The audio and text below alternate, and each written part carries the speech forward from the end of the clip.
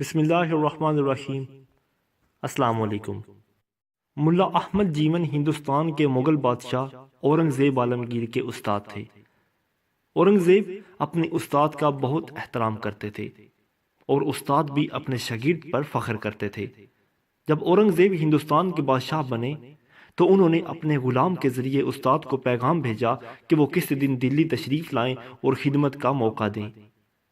اتفاق سے وہ رمضان کا مہینہ تھا اور مدرسہ کے طالب علموں کو بھی چھٹیاں تھیں، چنانچہ انہوں نے دلی کا رخ کیا۔ استاد اور شاگرد کی ملاقات عصر کی نماز کے بعد دلی کی جامع مسجد میں ہوئی۔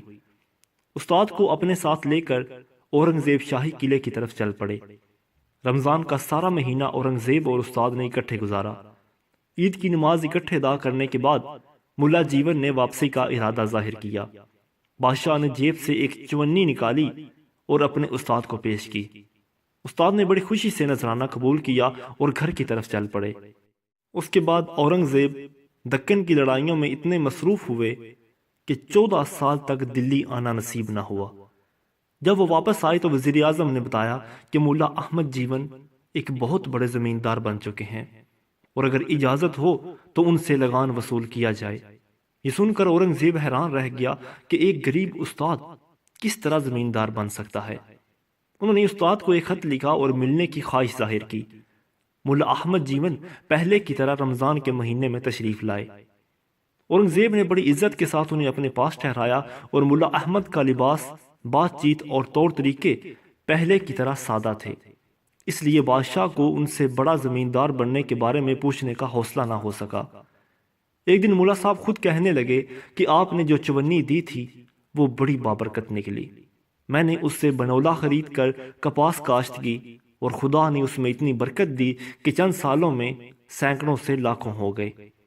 اورنگزیب یہ سن کر خوش ہوئے اور مسکرانے لگے اور فرمایا کہ اگر اجازت ہو تو چونی کی کہانی سناؤں۔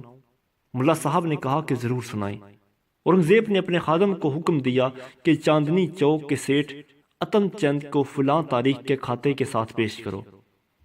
سیٹھ اتم چند ایک معمولی بنیا تھا۔ اسے اورنگزیب کے سامنے پیش کیا گیا تو وہ ڈر کے مارے کانپ رہا تھا۔ اورنگزیب نے نرمی سے پوچھا کہ آگے آ جاؤ اور بغیر کسی گھبراہٹ کے کھاتا کھول کے خرچ کی تفصیل بیان کرو۔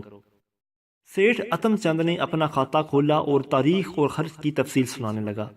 ملا احمد جیون اور اورنگزیب خاموشی سے سنتے رہے۔ ایک جگہ آگے سیٹھ رک گیا، یہاں خرچ کے طور پر ایک چونی درج تھی، لیکن اس کے سامنے لینے والے کا نام نہیں تھا۔ اورنگزیب نے نرمی سے پوچھا، ہاں بتاؤ یہ چونی کہاں گئی؟ اتم چند نے کھاتا بند کیا اور کہنے لگا کہ اگر اجازت ہو تو درد بھری داستان عرض کروں۔ بادشاہ نے کہا کہ اجازت ہے۔ اس نے کہا، اے بادشاہی وقت ایک رات موسلادھار بارش ہوئی، میرا مکان ٹپکنے لگا۔ مکان نیا نیا بنا تھا اور تمام کھاتے کی تفصیل بھی اسی مکان میں تھی۔ میں نے بڑی کوشش کی لیکن چھت ٹپکتی رہی اور میں نے باہر جھانکا تو ایک آدمی لالٹین کے نیچے کھڑا نظر آیا۔ میں نے مزدور خیال کرتے ہوئے پوچھا کہ اے بھائی مزدوری کرو گے؟ وہ بولا کیوں نہیں۔ وہ آدمی کام پر لگ گیا اور اس نے تقریباً 3-4 گھنٹے کام کیا اور جب مکان ٹپکنا بند ہو گیا تو اس نے اندر آ کر تمام سامان درست کیا اور اتنے میں صبح کی اذان شروع ہو گئی۔